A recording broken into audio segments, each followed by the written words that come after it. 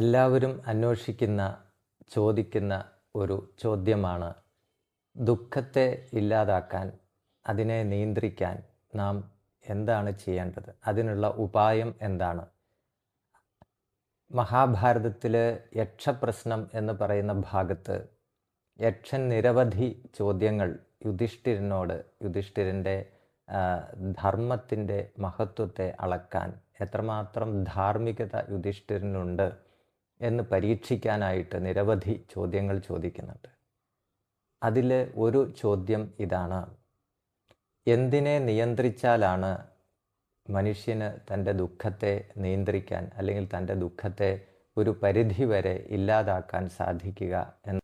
Kim നിയമ്യ ന ശോചന്തി, എന്തിനെ നിയന്ത്രിച്ചാലാണ് മനുഷ്യന് തൻ്റെ ദുഃഖത്തെ നിയന്ത്രിക്കാൻ സാധിക്കുക, അല്ലെങ്കിൽ ഇല്ലാതാക്കാൻ സാധിക്കുക എന്നാണ്. അതിന് ഉത്തരമായിട്ട് യുധിഷ്ഠിരൻ പറഞ്ഞത് മനോയമ്യ ന ശോചന്തി എന്നാണ്.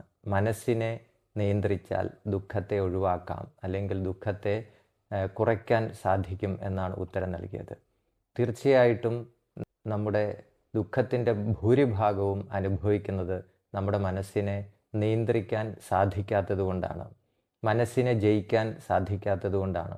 മനസ്സിനെ ജയിക്കാൻ സാധിച്ചാൽ ഒരു പരിധിവരെ നിരവധി ദുഃഖങ്ങളെ നമുക്ക് ഒഴിവാക്കാനായിട്ട് സാധിക്കും. അതുകൊണ്ട് തന്നെയാണ് പറയുന്നത്, മനസ്സുകൊണ്ട് വിജയിച്ചാൽ എല്ലാത്തിനെയും വിജയിച്ചു എന്ന്. എന്നാൽ മനസ്സുകൊണ്ട് വിജയിക്കാൻ സാധിക്കാതെ നാം എന്തു തന്നെ നേടിക്കഴിഞ്ഞാലും നമുക്ക് സമാധാനം കിട്ടുകയില്ല, സുഖം കിട്ടുകയില്ല, ദുഃഖത്തെ നമുക്ക് ഒഴിവാക്കാൻ സാധിക്കുകയില്ല. അതുകൊണ്ട് എന്ത് വില കൊടുത്തും മനസ്സിനെ ജയിക്കാൻ, മനസ്സിനെ നിയന്ത്രിക്കാൻ നാം പഠിക്കേണ്ടതാണ് എന്നുള്ളതാണ് ഈ യക്ഷപ്രശ്നത്തിലൂടെ നമുക്ക് പകർന്നു നൽകുന്ന ആ ഒരു വെളിച്ചം.